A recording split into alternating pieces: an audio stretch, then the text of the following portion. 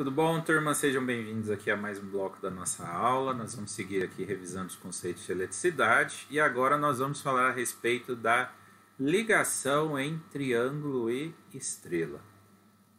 O que é isso, né? Primeiramente, antes da gente falar na ligação entre ângulo e estrela, nós precisamos primeiro definir o nosso sistema elétrico, tá? E aí, só para clarear um pouco as coisas para vocês, pensando na instalação elétrica do projeto que nós vamos fazer, vocês precisam saber que na residência nossa, por exemplo, nós podemos ter 3 tipos de instalações elétricas. Nós podemos ter um sistema monofásico, que é composto basicamente por uma fase e um neutro, tá? Então, observe aqui na figura ao lado, chega da rede elétrica uma fase e um neutro. E a partir do aterramento do poste da entrada, eu posso puxar o condutor de terra ou proteção. Então, nesse caso lá, o circuito monofásico ele terá 3 fios, né? Uma fase, um neutro que chega da rua e o terra que puxa lá do padrão de entrada. O meu sistema também pode ser um sistema bifásico, tá? O sistema bifásico ele é constituído por 2 fases e um neutro, ou seja, chegam 3 condutores lá da concessionária, da rede elétrica, tá? E aí um quarto condutor vai ser quem? O terra, que é puxado lá do aterramento do seu padrão de entrada. Então eu terei os 3 fios que chegam, mais o terra, 4 condutores. E eu posso ter um sistema trifásico, no caso chegam as 3 fases da rede elétrica e o neutro, 4 fios. E aí o quinto condutor, no caso, o terra, pode ser puxado aqui do meu padrão de entrada. Eu posso também ter sistema trifásico, dependendo do tipo de ligação, somente com 4 fios, tá? Se eu tiver o terra. Nesse caso, eu posso fazer uma conexão em triângulo, nós vamos ver na sequência como é que ela funciona. Aí eu não preciso ter o neutro, basta eu ter as 3 fases, tá? E aí, no caso, o terra, eu teria 4 fios. Se eu omitir o terra, eu posso ter um sistema trifásico simplesmente rodando a 3 fios, o que não é muito recomendado, mas você pode ter essa condição também, tá? Então, pessoal, assim é o nosso padrão de entrada. Professor, como que eu sei qual padrão eu devo usar? Monofásico, bifásico ou trifásico? A concessionária de energia, ela prevê, ela vai trazer na sua norma até quanto de potência instalada ou demanda pode ser um padrão monofásico, um bifásico ou um trifásico, tá? Mais adiante, quando a gente estiver trabalhando a questão do projeto, eu vou passar para vocês qual é essa norma, né, e como vocês podem encontrá-la, tá? Então, seguindo aqui com a definição então do sistema nosso trifásico. Mas como é que existe, né, esse sistema trifásico? Então, só relembrando aqui primeiramente, né, no nosso país, basicamente, os sistemas trifásicos são formados basicamente por usinas hidrelétricas ou PCHs ou usinas termoelétricas, tá? Temos também, né, as fontes renováveis de energia, mas não vamos entrar aqui em detalhes no momento. E aí, no interior dessa usina, né, dessa barragem, eu tenho lá uma turbina que está conectada ao eixo de um gerador, geralmente um gerador síncrono. E esse gerador síncrono vai ter essa característica aqui dessa figura aqui abaixo, tá? Ele tem um enrolamento sobre um rotor, aqui representado por um ímã com polo norte-sul, porque um enrolamento ele produz um efeito de um eletroímã, então ele produz um campo magnético, conforme nós vimos na aula anterior. E aí esse rotor ele é rotativo. E aí ele tem uma parte estática, que são os enrolamentos do estator, tá? Esse estator é a parte fixa. Esse enrolamento do estator, a bobina entra por aqui e sai por aqui. Essa é a bobina A. Deslocado 120 graus físicos, eu tenho a bobina B, que entra por aqui e sai por aqui. Aliás, estou falando errado. Entra no X e sai no pontinho. Então, entra por aqui e sai por aqui. E deslocado mais 120 graus físicos, a bobina C, a corrente entra por aqui e sai por aqui. Essa disposição física de 120 graus físicos, aliado ao princípio de funcionamento do gerador síncrono, que possui uma quantidade de polos compatíveis, isso vai dar origem para mim a tensões elétricas defasadas de 120 graus elétricos entre si. E o principal de tudo, elas serão o quê? Uniformes ao longo do tempo. Ela tem um período e ela fica se repetindo ao longo do tempo.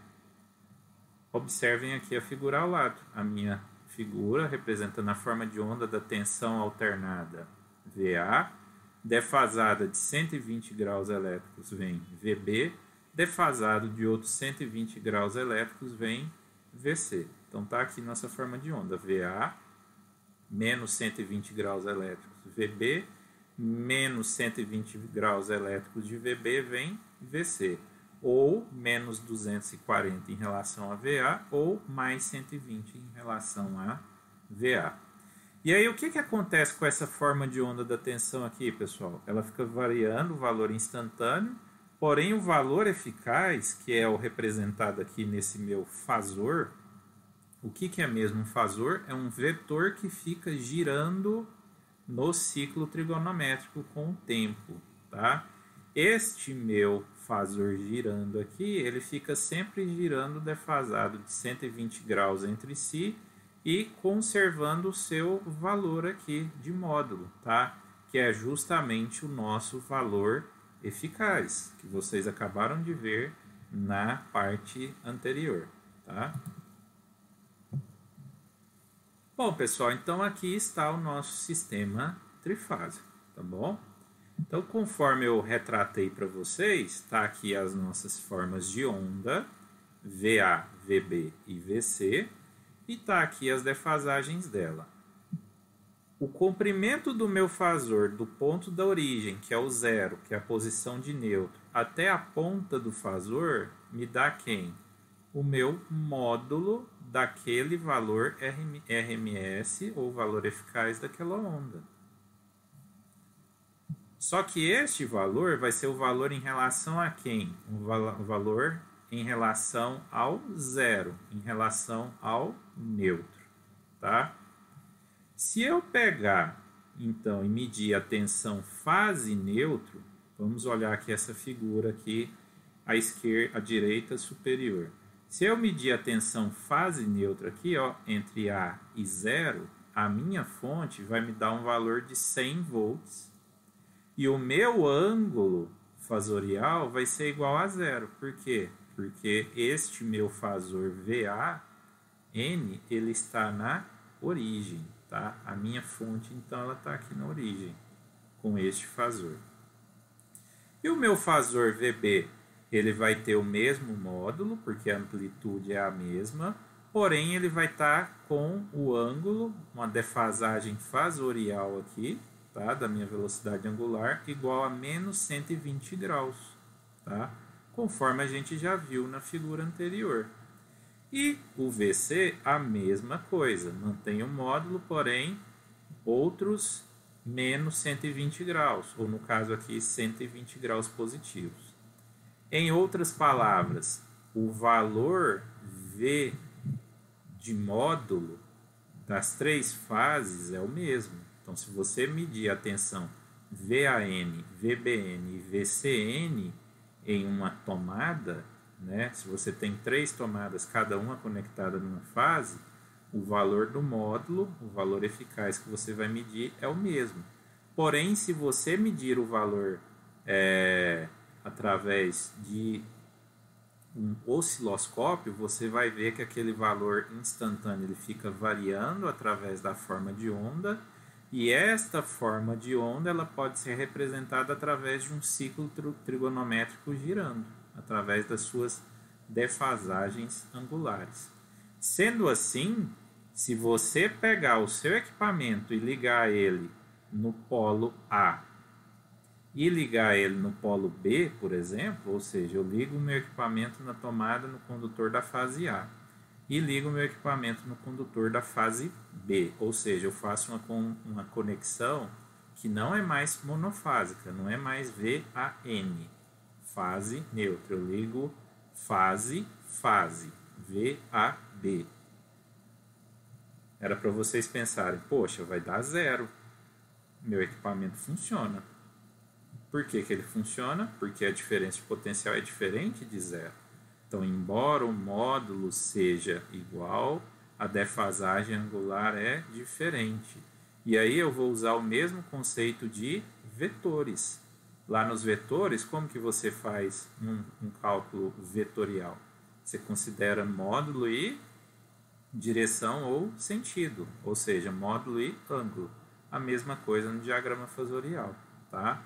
Então, para eu fazer uma conta do tipo VAB, vamos fazer aqui no caso VAB. Como que eu faria? Tá aqui o meu VAN, ficaria VAB igual a VAN menos VBN, tá? Quem é o menos VBN? Basta você rebater o vetor VBN aqui para cima. É o vetor rosa pontilhado. Então, fica VAN menos VBN. Lembrando, usando a regra do paralelogramo, né? Eu faço a projeção do vetor VBN para o final do vetor VAN. Eu faço a projeção do vetor VAN para o final do vetor VBN. E aí, a diagonal maior do meu paralelogramo vai dar o resultante, que no caso será o meu VAB, tá? Matematicamente, quando eu faço esse cálculo, vai dar exatamente o mesmo valor fazendo o cálculo de forma cartesiana aqui, que vai dar um cálculo de aproximadamente quanto? Nesse caso aqui, como era 100 ângulo zero menos 100 ângulo menos 120, vai dar 173 ângulo de 30. Como que eu cheguei nesse cálculo? Basta vocês usarem os conceitos de solução de vetores, tá? Para isso, pessoal, o que vocês têm que fazer? Converter este valor aqui de polar para retangular, converter este valor de polar para retangular, e a calculadora de vocês faz isso, tá bom? Então, vocês vão fazer a conversão desse valor. Trabalhando com coordenadas cartesianas, aí você vai fazer o cálculo em coordenadas cartesianas, porque é uma subtração. Adição e subtração, você pode fazer ela utilizando coordenadas cartesianas. Produto e divisão, você pode fazer utilizando coordenadas polares, tá? E aí, neste caso aqui, a gente chega nessa resposta de 173,2 ângulo de 30 graus, ok? Bom, se eu pegar aquele meu 173,2 e dividir pelos 100 volts, eu vou ver que vai dar quanto? 1,732, que é o equivalente à raiz de 3, tá? Qual é a conclusão final que eu chego, então? A partir disso, eu consigo desenhar o meu diagrama fasorial tanto de tensões fase neutra, VAN, VBN e VCN, que vai ser de ângulos V de fase, tensão VAN, é igual a V de fase, ângulo 0, VBN é V de fase, ângulo menos 120, VCN, V de fase, ângulo mais 120. E a partir do cálculo anterior que a gente fez, multiplico por raiz de 3, eu sei que o VAB vai ser o V de fase vezes raiz de 3 adicionado de 30 graus. O VBC vai ser o V de fase vezes raiz de 3 subtraído de menos 90 graus, tá? Ele vai estar aqui representado no diagrama fasorial.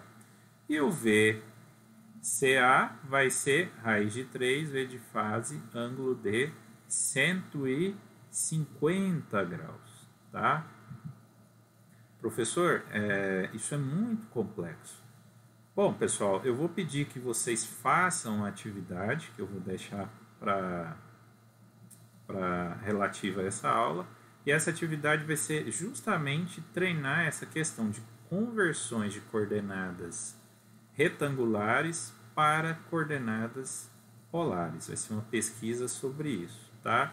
Só para vocês praticarem um pouquinho mais como trabalhar com essas questões destas coordenadas, tá?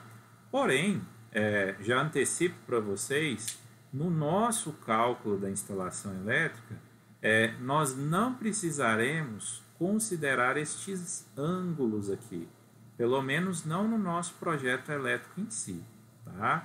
Não nesse momento. Então, para o nosso cálculo, vai bastar vocês considerarem o quê? O valor em módulo. Então, vai bastar você considerar isso aqui. O módulo V de linha, tensão de linha ou tensão fase-fase, é igual a raiz de 3 tensão de fase. Tá bom? Então, por enquanto, vocês guardem esta definição. Pessoal, muito obrigado pela participação de vocês. Eu aguardo vocês no próximo bloco. Até lá!